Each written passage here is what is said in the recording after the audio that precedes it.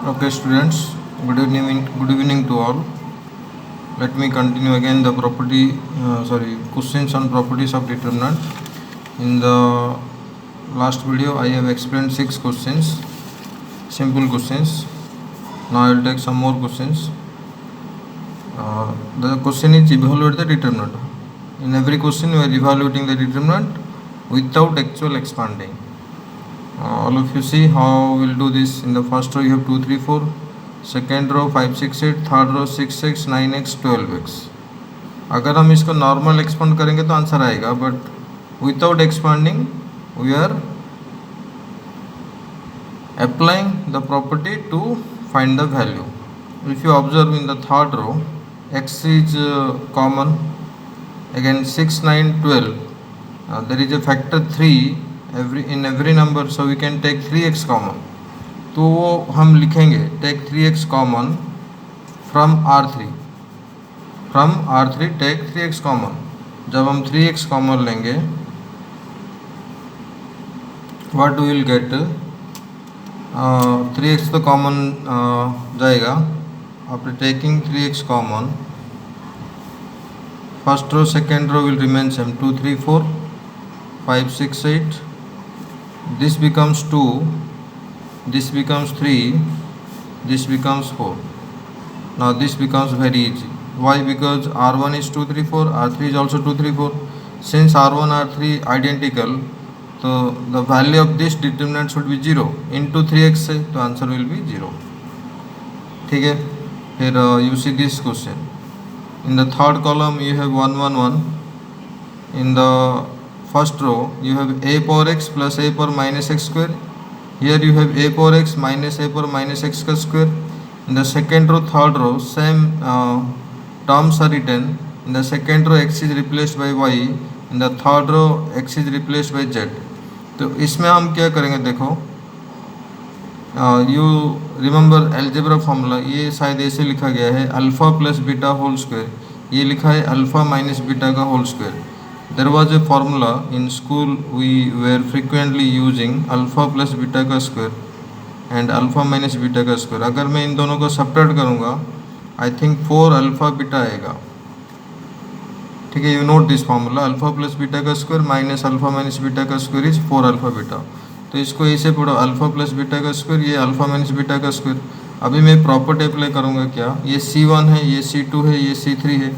अगर मैं इस डिटर्मिनेंट में अगर मैं अप्लाई करूँगा C1 changes to C1 minus C2,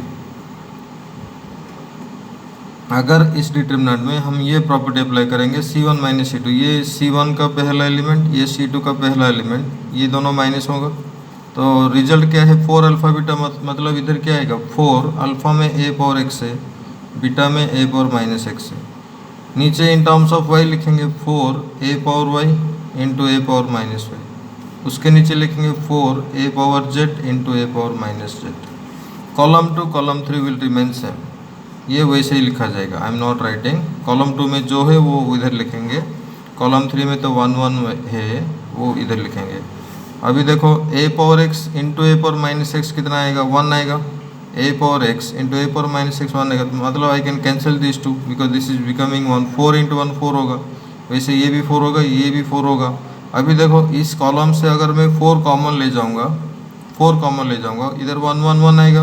column 3 में भी 1, 1, 1 था, इसीलिए इसका वैल्यू 0 आएगा. मैं थोड़ा शॉर्टकट में बता रहा हूँ, जब तुम नोट में लिखोगे पूरा डिटेल में लिखना होगा. ये क्वेश्चन थोड़े बाद में बताऊँगा. क्वेश्चन नंबर 8 के पास आओ. ये सबसे इम्पोर्टेंट क्वेश्चन है, थोड़ा ट्रिकी है. इधर क्या लिखा है, b plus C plus A plus B, बीच में B C C A B. First column में स्क्वायर के फॉर्म में है. इसमें ट्रिक क्या है, कैसे हम करेंगे इस क्वेश्चन को, देखो. पहले मैं क्या करूँगा, इस डिटर्मिनेंट से तो कुछ कॉमन नहीं आ रहा है ना. तो क्या करेंगे, फर्स्ट रो को देखो. First row is expressed in terms of B C. तो क्या दिखाई नहीं दे रहा है, ए दिखाई नहीं दे रहा है. सेकेंड रो में सेकेंड रो का टर्म सी और ए के फॉर्म में है, बी नहीं दिखाई दे रहा है. थर्ड रो ए और बी के फॉर्म में, सी दिखाई नहीं दे रहा है. तो हिंट क्या है, जिस रो में जो नहीं दिखाई देता है उसको मल्टीप्लाई करो और बाहर डिवाइड कर लो. तो मतलब ऐसे लिखेंगे R1 चेंजेस टू AR1। इसका मतलब क्या है, R1 में हम A मल्टीप्लाई करेंगे, R2 changes to BR2, R2 में B मल्टीप्लाई करेंगे, R3 changes to CR3, R3 में C मल्टीप्लाई करेंगे। देखेंगे ये करने से क्या होगा। Don't forget, since in the first row we are multiplying, in the second row we are going to multiply B, in the third row we are going to multiply C, तो बाहर दिखाना पड़ेगा 1/ABC। जब हम multiply करेंगे वो factor बाहर divide भी करना पड़ेगा, तो ये क्या आएगा, AB² C², ABC। जब यहाँ A मल्टीप्लाई होगा AB प्लस AC होगा, ये होगा BC² A² ABC, BC plus AB। Third row बनेगा C A² B² ABC, ये होगा AC प्लस BC। क्या बेनिफिट हुआ देखो, अभी सेकंड कॉलम से ABC कॉमन आएगा, फर्स्ट कॉलम से भी ABC कॉमन आएगा। केयरफुली देखो, फर्स्ट कॉलम से ABC कॉमन लो, सेकंड कॉलम से भी ABC कॉमन लो, तो बाहर मैं लिखूंगा ABC इंटू ABC, क्योंकि दो कॉलम से निकल रहा है तो दो बार लिखना पड़ेगा बाई ABC डिटरमिनेंट।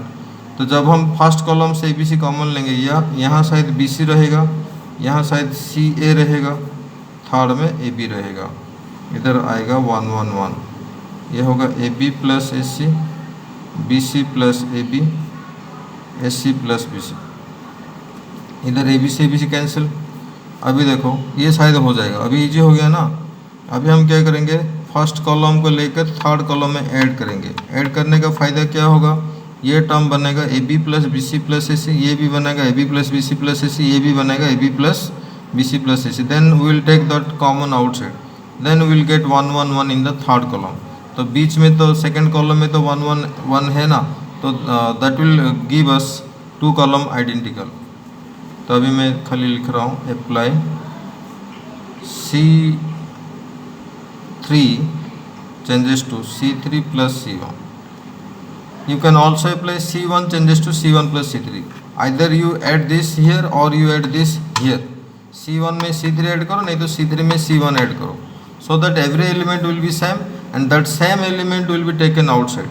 ये अप्लाई होने के बाद after this take AB plus BC plus CA common from the third column. Okay, then you will obviously see 1 1 1 here, C2 में तो ऑलरेडी 1 1 1 है, तो दोनों आइडेंटिकल होकर इसका वैल्यू 0 आएगा।